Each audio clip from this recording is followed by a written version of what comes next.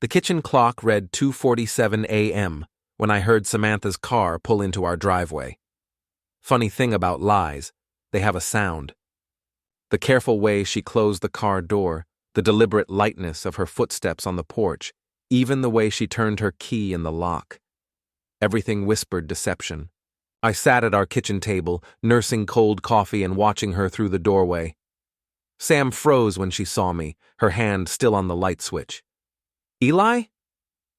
What are you doing up?" "Couldn't sleep. How was girls' night with Tara?" I kept my voice casual, conversational. 22 years of marriage teaches you to read the signs. The way she touched her neck when nervous. How her left eye twitched when she was crafting a lie. Oh, you know how it is. We lost track of time. She set down her purse with unusual care. "Why aren't you in bed?" "Funny thing happened around midnight. Lucas called looking for you. Said he needed help with his college application essay. I told him you were at Tara's, so he called there." I took a slow sip of coffee. "Tara said you left around 9. Sam's face went through several expressions before settling on irritated. "We went to another place afterward. Some new wine bar downtown. Must have been quite the wine bar. You forgot to put on the perfume you left with." I gestured toward the counter where her small bottle of Chanel sat untouched. "Also, forgot your phone." It's been buzzing all night. The silence stretched between us like a taut wire. Sam glanced at her phone, then back at me. Her mouth opened, closed, opened again. "I don't like your tone, Eli. I don't like being lied to, Sam. But here we are." She straightened, shifting into the authoritative voice she used at her HR job. "I don't have to account for every minute of my evening to you. We're not teenagers.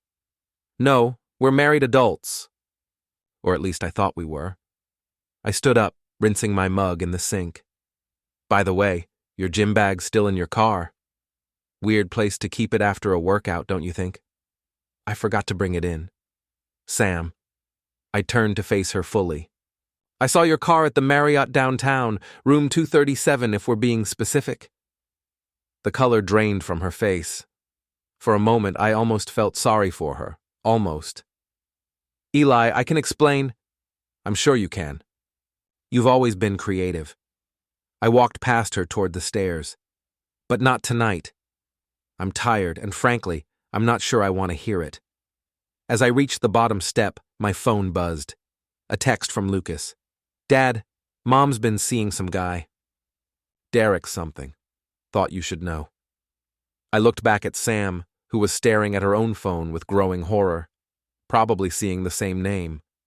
"Kids these days," I said, holding up my phone. No respect for parental secrets. The next morning, Sam was gone before I woke up. She'd left a note on the kitchen counter. "Working late tonight. We'll talk soon. Soon." Like this was a scheduling conflict instead of the implosion of our marriage. I called in sick to work, first time in 3 years, and drove to Murphy's gym. Physical exertion always helped me think, and I had a lot of thinking to do. "You look like hell, Gray." Max Rivera spotted me from across the weight room. Ex-cop turned security consultant, Max had the kind of observational skills that made him both a great friend and a terrible poker opponent. "Feel worse than I look." "Wife troubles?" I must have made a face because Max set down his weights and walked over. "That bad, huh?" "Found out Sam's been cheating. Guy named Derek something." "Derek Hall?" Max's expression darkened. "Luxury car salesman, drives a white BMW, thinks his shit don't stink. You know him?" "Unfortunately. He hit on my wife at a charity event last month. Real piece of work. Brags about his conquests. Treats women like trophies." Max grabbed a towel and wiped his hands. "What are you going to do?" "I don't know yet. Part of me wants to pretend I never found out." "And the other part?" I considered this while loading weight plates. "The other part wants to burn their whole world down." Max nodded slowly. "Well, if you decide to go with option 2, I might know some things that could help." After the gym, I drove home and did something I'd never done in 22 years of marriage. I searched through Sam's belongings. In her car, tucked under the passenger seat, I found a second phone, a cheap burner with a cracked screen. The message history made my stomach turn. Months of exchanges between Sam and Derek.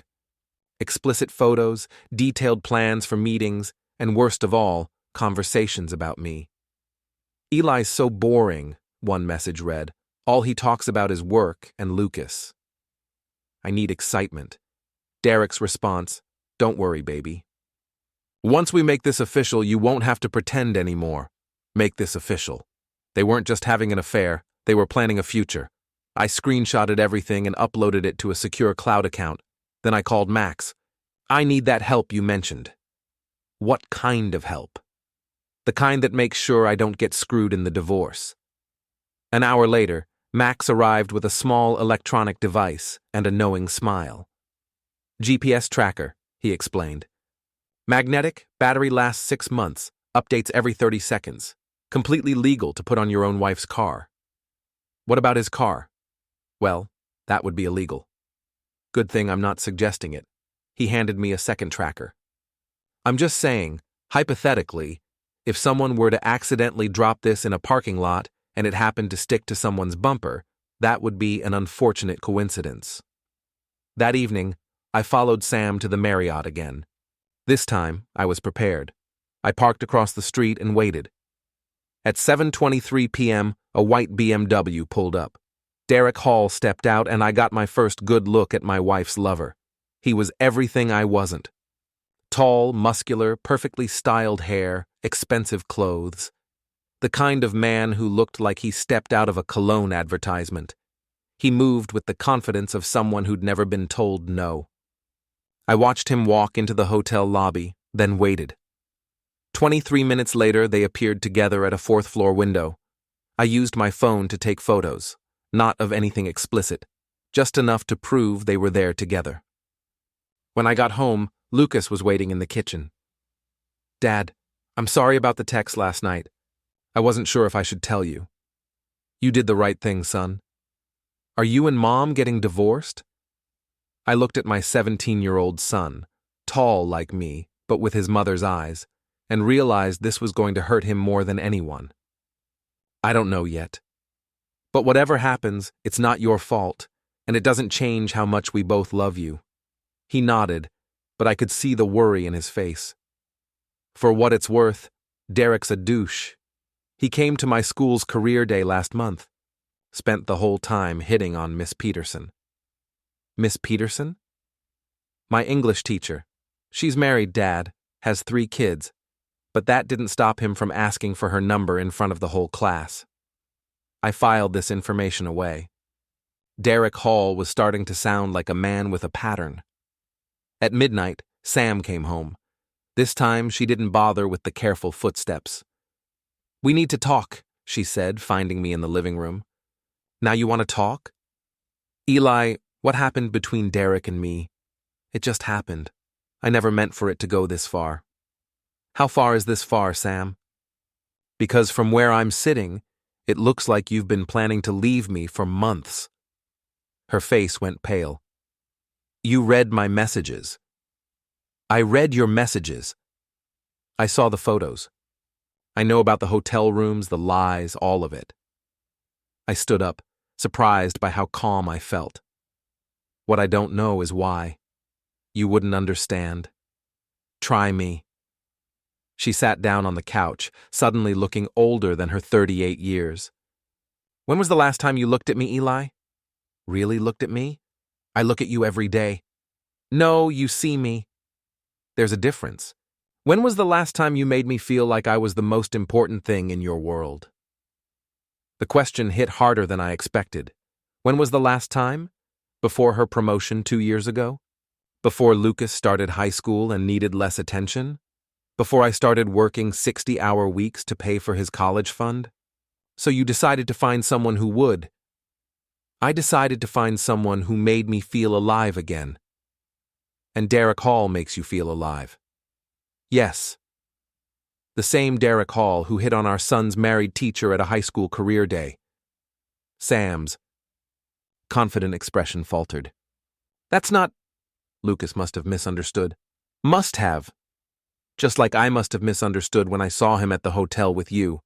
Just like I must have misunderstood all those text messages about making things official. I walked to the window and looked out at our quiet street. 22 years ago, we'd bought this house together. Painted the nursery yellow because we wanted to be surprised. Planted the oak tree in the front yard the day we brought Lucas home from the hospital. I want a divorce, Sam said quietly. I figured, I want the house. I turned around. Excuse me? And primary custody of Lucas. He needs stability. Stability? You're sleeping with a car salesman in hotel rooms and you want to talk about stability? Don't be dramatic, Eli. We can handle this like adults. Adults don't cheat on their spouses, Sam. Adults don't lie for months and then demand the house. She stood up, and I saw a flash of something cold in her eyes. Adults also don't spy on their wives or threaten to make things difficult. I haven't threatened anything. Haven't you? She picked up her purse. I'm staying at Tara's tonight. We'll continue this conversation when you're ready to be reasonable. After she left, I sat in the dark for a long time. 22 years of marriage, and it had come down to this. She wanted the house, custody of our son, and probably half of everything else, while she rode off into the sunset with her car salesman. My phone buzzed. A text from an unknown number. This is Derek. We should talk. Man to man.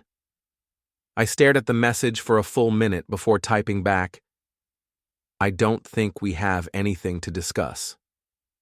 We do if you want this to go smoothly for everyone involved. Is that a threat? It's an offer to handle things like... Gentlemen, I almost laughed. Gentlemen don't sleep with other men's wives, then text them about handling things smoothly. Meet me at Murphy's Bar tomorrow night, 8 p.m., I typed back. Looking forward to it. Looking forward to it. Like we were old friends getting together for drinks instead of a husband and the man who destroyed his marriage. I went upstairs and looked in on Lucas, who was sleeping with his headphones on, probably having fallen asleep to music. My son. The one good thing Sam and I had created together, and she wanted to take him away from me too. That's when I decided. If Sam wanted to play hardball, I'd show her what hardball looked like. Murphy's Bar sat on the corner of Main and 3rd, the kind of place where everyone knew your name and your business. I arrived early, choosing a table near the back where I could see the entire room. Derek Hall walked in at exactly 8 o'clock, scanning the crowd until he spotted me. Up close, he was even more polished than I'd expected. Expensive watch, designer jeans, the kind of confident smile that probably sold a lot of cars. He slid into the seat across from me without being invited. Eli, right? I've heard a lot about you. I bet you have. He signaled the waitress and ordered a top-shelf whiskey. I stuck with beer. Look, I know this is awkward, Derek said, leaning back in his chair. But Sam and I, we didn't plan for this to happen. Sometimes people just connect, you know? Connect. Is that what we're calling it? I'm trying to be respectful here. Respectful would have been not sleeping with my wife. Derek's smile never wavered. Fair enough. But what's done is done. The question is, how do we move forward in a way that works for everyone? What did you have in mind? Sam's going to file for divorce. You could make that easy or hard. I'm hoping you'll choose easy. I took a long drink of beer, studying Derek's face. And why would I do that? Because fighting it won't change the outcome. Sam's made her choice. You drag this out, make it ugly, and the only people who get hurt are Lucas and Sam. What about me getting hurt? You'll be fine. You're a survivor type. Derek leaned forward. Look, I'm not trying to be the bad guy here. I genuinely care about Sam. I want what's best for her. And what's best for her is my house and my son. What's best for her is a fresh start. And honestly, what's best for you is the same thing. The waitress brought Derek's drink. He raised it in a mock toast. To new beginnings. I didn't raise my beer. Tell me something, Derek. How many married women have you helped get fresh starts? His smile flickered for just a second. I don't know what you mean. Miss Peterson, Lucas's English teacher. Ring any bells? I meet a lot of people through work. I bet you do. What about Mrs. Chen from the PTA or Jennifer Walsh from Sam's book club? Derek set down his drink. I think you're confused. Am I? Because I've been asking around, and your name comes up in a lot of interesting conversations. This was a bluff. I'd spent the day making phone calls, but hadn't learned much beyond what Lucas had told me. But Derek's reaction told me I was on the right track.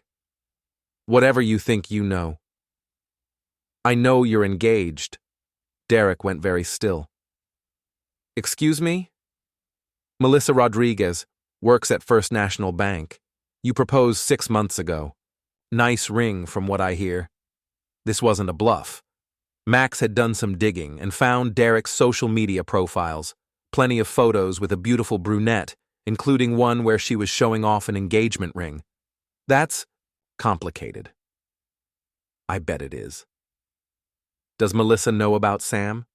Or is Sam just another side piece while you plan your wedding? Derek's polished facade cracked. You don't know what you're talking about. Don't I? See, Derek, I spent today learning about you. Your reputation around town, your history with married women, your upcoming wedding. Want to know what I found out? He didn't answer. You're a predator. You target women who are unhappy in their marriages, make them feel special, then move on when things get complicated. The only difference with Sam is that she's willing to blow up her whole life for you. That's not true. Isn't it? How many other women are you texting right now? How many other hotel rooms are you booking? Derek stood up abruptly. This conversation is over. Sit down, Derek. We're not finished. Something in my voice made him pause. Maybe it was the 20 years I'd spent dealing with difficult teenagers as a high school teacher. Maybe it was the fact that I'd finally stopped being afraid of him. He sat down. Here's what's going to happen, I said calmly. You're going to stop seeing my wife. You're going to delete her number, throw away that burner phone, and pretend she never existed. And if I don't? Then Melissa finds out about Sam. Your boss finds out about your habit of seducing clients' wives. The whole town finds out what kind of man you really are. Derek laughed, but it sounded forced. You're bluffing. Am I? I pulled out my phone and showed him a photo I'd taken that afternoon. Derek's BMW parked outside the Marriott, license plate clearly visible, timestamp showing 2:30 p.m. Funny thing about hotel security cameras, they keep footage for 30 days. I wonder what they'd show if someone requested it. You son of a bastard. Now we're getting somewhere. I put my phone away. Stay away from my wife, Derek. This is your only warning. He stood up again, throwing a 20 on the table. You think you're so smart. But Sam's already made her choice. She doesn't want you anymore, Eli. She wants a real man. A real man who's cheating on his fiancée? At least I make her feel alive. You make her feel like a fool. The difference is, she doesn't know it yet. Derek walked away without another word. I finished my beer and headed home, feeling something I hadn't felt in months. Hope. But when I got there, Sam was waiting in the living room with Lucas and a woman I didn't recognize. Eli, this is my lawyer, Patricia Mills. We need to talk. Patricia Mills looked like she ate men like me for breakfast. Sharp suit, sharper eyes, and a briefcase that probably cost more than my monthly salary. She didn't stand when I entered the room. Mr. Gray, I represent your wife in this matter. We're hoping to resolve things amicably. What things? Sam spoke up. The divorce, Eli.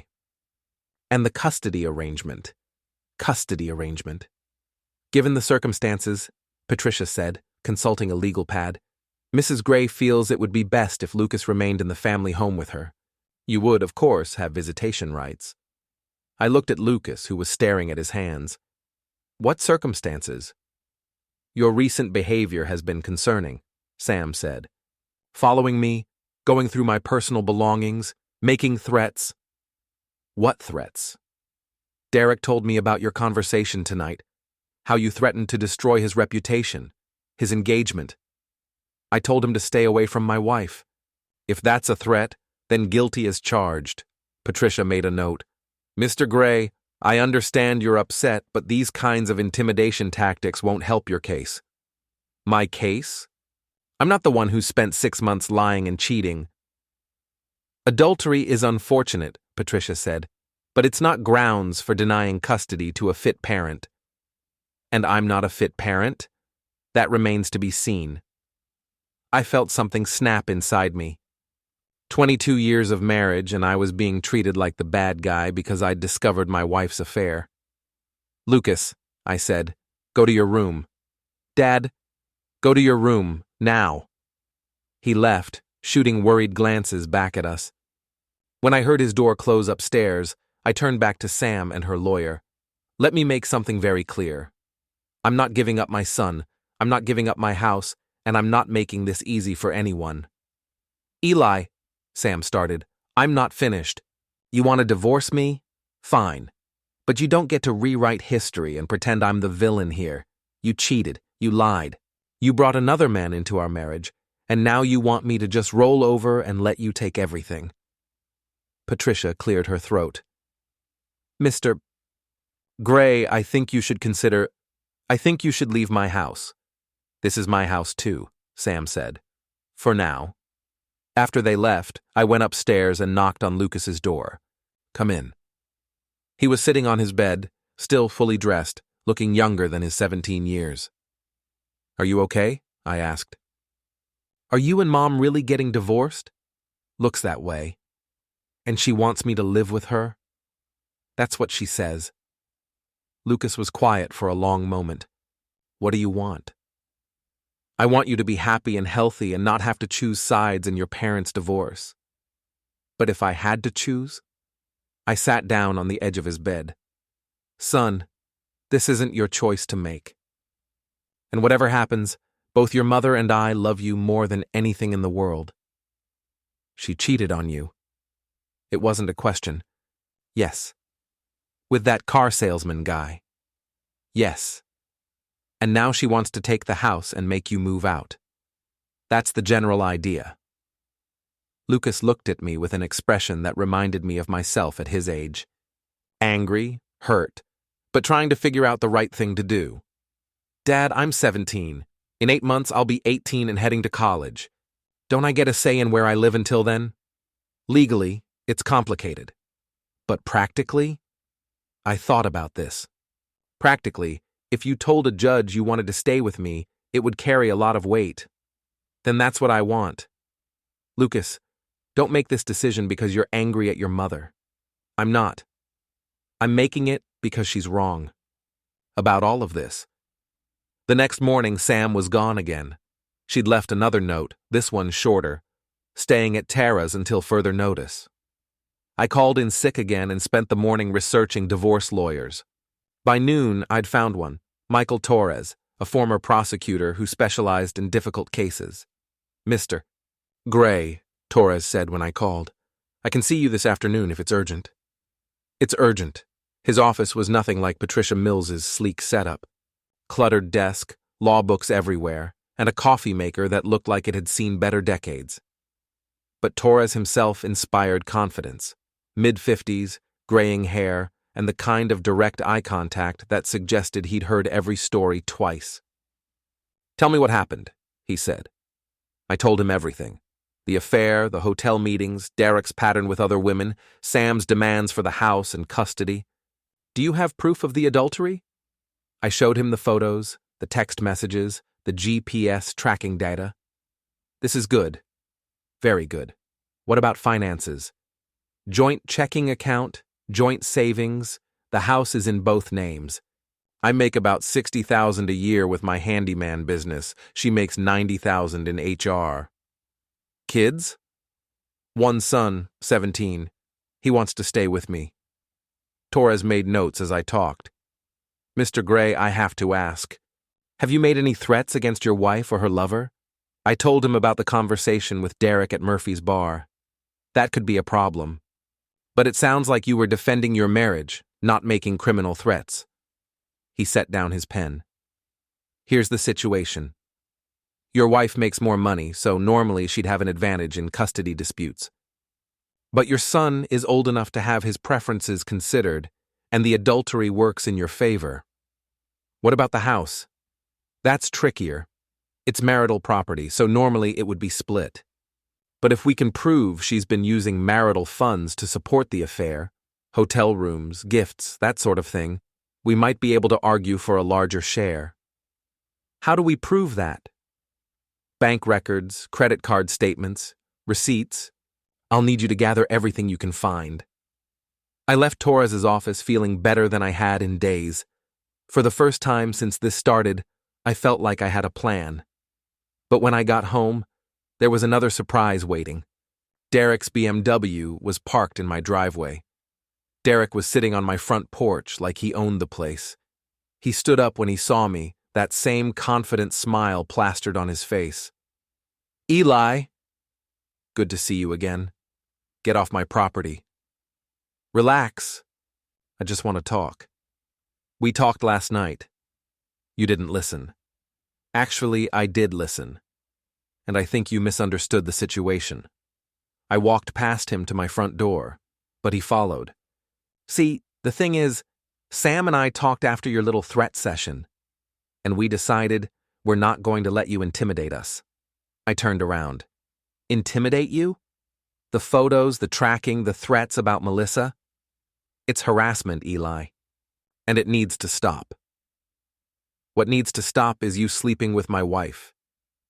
Your wife is an adult who can make her own choices. And she's chosen me. Something in his tone, the smugness, the casual cruelty, made me want to hit him. Instead, I pulled out my phone. What are you doing? Calling the police. You're trespassing. Derek's smile faltered. That's not necessary. Isn't it? You're on my property, uninvited after I told you to stay away from my family. Fine, I'll leave. But this isn't over, Eli. Sam's going to get what she wants, and there's nothing you can do to stop it. He walked back to his BMW, but before getting in, he turned around. By the way, nice house. Sam's going to love redecorating it. After he left, I sat on my porch for a long time, thinking.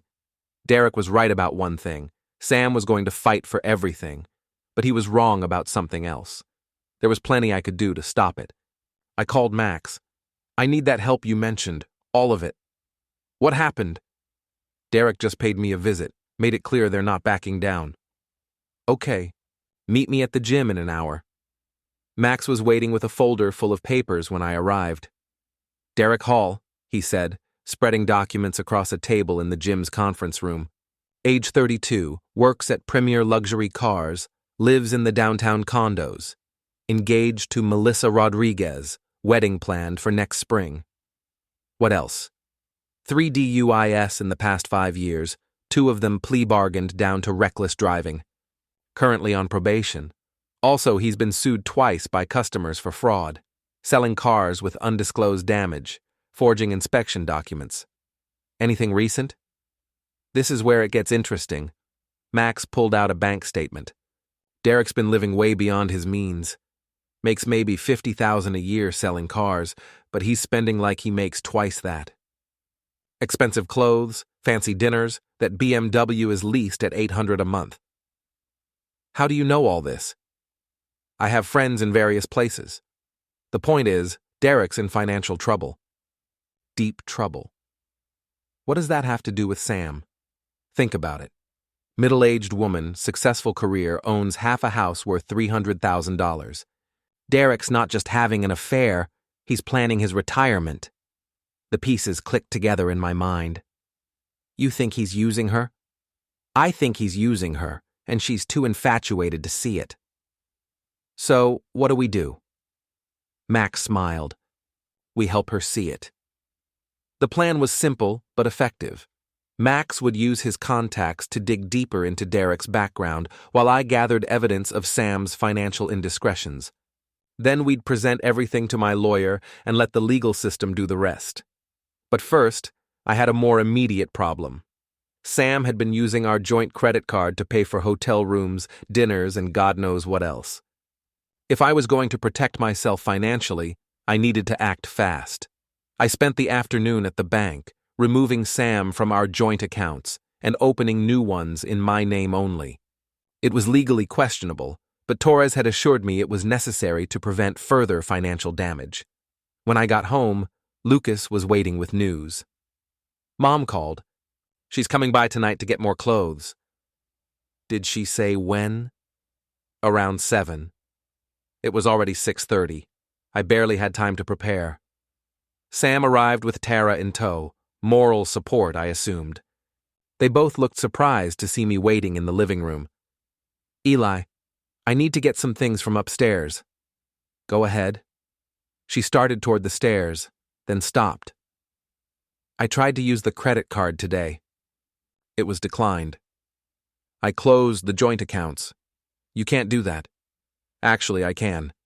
Torres explained the legalities to me. Torres? My lawyer. Sam's face went red. You hired a lawyer? You hired one first? That's different. I was trying to handle this amicably. By demanding my house and my son? That's amicable? Tara stepped forward. Maybe I should wait in the car. No, Sam said. Stay. This won't take long. She went upstairs and I could hear her moving around in our bedroom. Tara stood awkwardly by the door, avoiding eye contact. Tara, I said, how long have you known about Derek? She looked startled. I don't... What do you mean? How long have you known Sam was cheating? Eli, I can't... 6 months? A year? Please don't put me in the middle of this. You're already in the middle. You've been covering for her, lying for her, helping her destroy our marriage. That's not fair, isn't it? Every time Sam said she was with you, where was she really? Tara looked miserable. She's my best friend. What was I supposed to do? Tell her she was making a mistake. Tell her she was hurting people who loved her. Tell her the truth about Derek. What truth? I pulled out my phone and showed her one of Derek's social media photos, him and Melissa at a restaurant, her engagement ring clearly visible. He's engaged, Tara. Has been for months. Sam's not his girlfriend. She's his side piece. Tara stared at the photo, her face going pale. She doesn't know. No, she doesn't. And I'm guessing you didn't either. Sam came downstairs with a suitcase, talking on her phone. No, Derek, I can't tonight. Eli's being difficult about everything. I know, baby, I love you too. She hung up and looked at us. What's wrong with you, Tara? You look like you've seen a ghost. Tara glanced at me, then back at Sam. Sam, we need to talk, privately. About what? About Derek. Sam's expression hardened. If Eli's been filling your head with lies... He showed me a picture. What picture? I held up my phone again. Derek and his fiancée, Melissa Rodriguez. They're getting married next spring. Sam looked at the photo for a long moment. Then she laughed. That's an old picture. Derek told me about Melissa. They broke up months ago. The photo was posted 3 days ago. Then it's fake. You probably photoshopped it. I opened Derek's Instagram profile and showed her the timestamp, the location data, the comments from friends congratulating them on their engagement. It's not fake, Sam. For the first time since this whole mess started, Sam looked uncertain. She studied the phone screen, scrolling through Derek's photos. Her face went through a series of expressions: confusion, doubt, and finally, anger. There's an explanation. I'm sure there is. Just like there was an explanation for the hotel rooms, the secret phone, all of it. You don't understand. What Derek and I have is real. What you have is a fantasy. He's using you, Sam. And when he's done, he'll move on to the next unhappy wife. That's not true. Ask him. Tonight. Ask him about Melissa, about the wedding, about his financial problems. Ask him why he really wants you to divorce me. Sam grabbed her suitcase and headed for the door. You're pathetic, Eli. Both of you. Making up stories because you can't accept that I found someone better. After she left, Tara lingered by the door. Is it true? About Derek using her? I think so. But she's not ready to hear it yet. What are you going to do? I looked out the window at Sam's car disappearing down the street. Whatever it takes to protect my son and my home. Even if it hurts Sam? Sam made her choice. Now, she gets to live with the consequences. 3 days later, everything changed. I was in my workshop, trying to lose myself in a cabinet repair job, when Max called. Turn on Channel 7 News. Right now. I found an old radio and tuned it to the news station. Luxury car salesman Derek Hall was arrested this morning on charges of fraud and embezzlement. According to police, Hall allegedly sold vehicles with undisclosed damage and pocketed insurance payments meant for repairs. I called Max back. How did this happen? Remember those fraud lawsuits I mentioned? Turns out there were more victims than we thought. Someone tipped off the district attorney's office and they started investigating.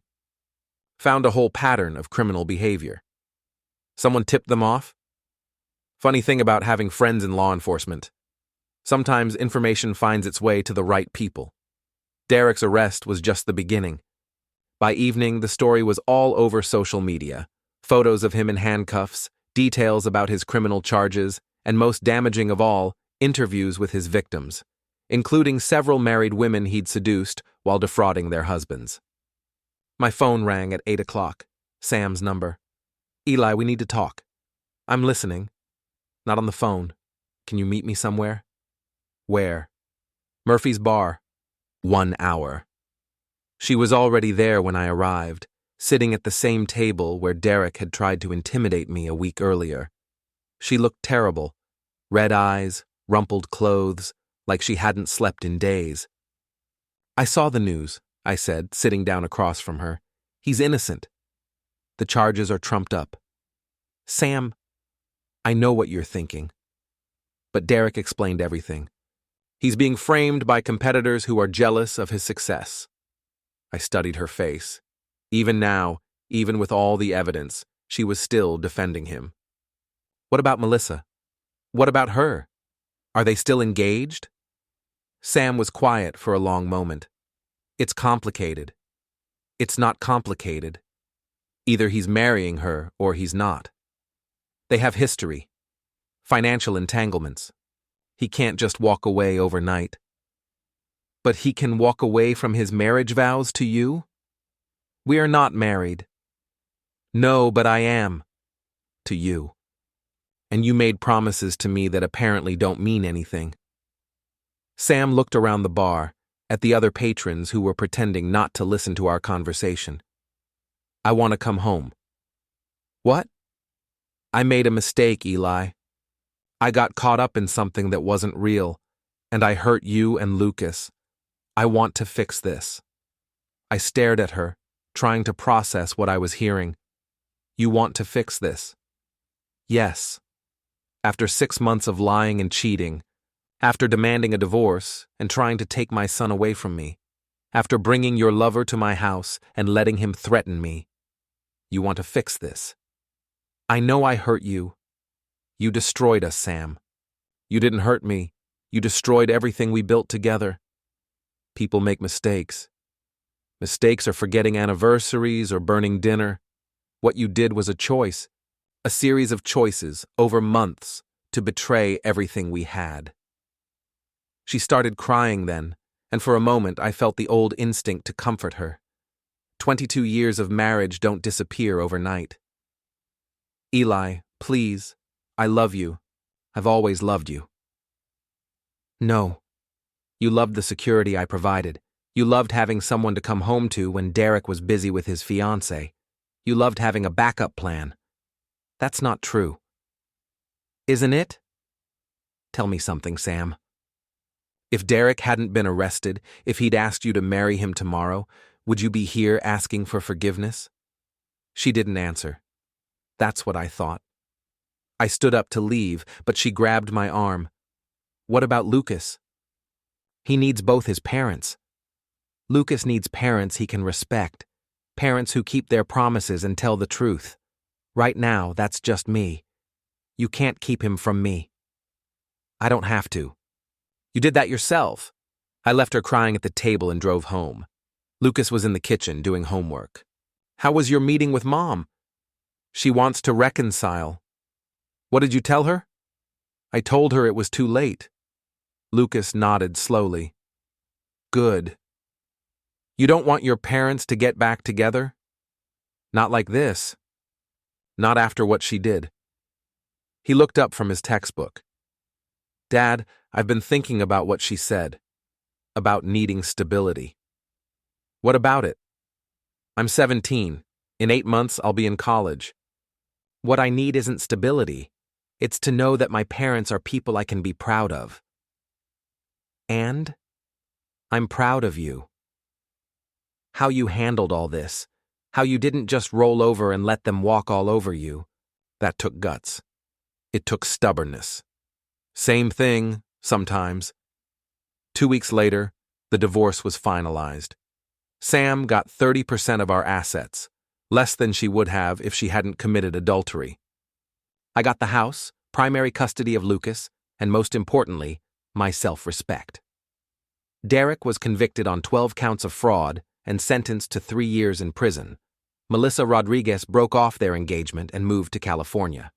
Sam was forced to find a new job when her affair became office gossip, eventually taking a position in another state. On the day she moved out for good, she tried one last time.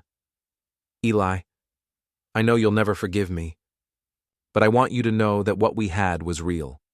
The good years, the love we shared, raising Lucas together, that was all real. I know it was. That's what makes this so sad. Will you tell Lucas I love him? He knows you love him. That was never the question. What was the question? I looked around our house, my house now, at the photos of better times, the memories embedded in every room. The question was whether love was enough.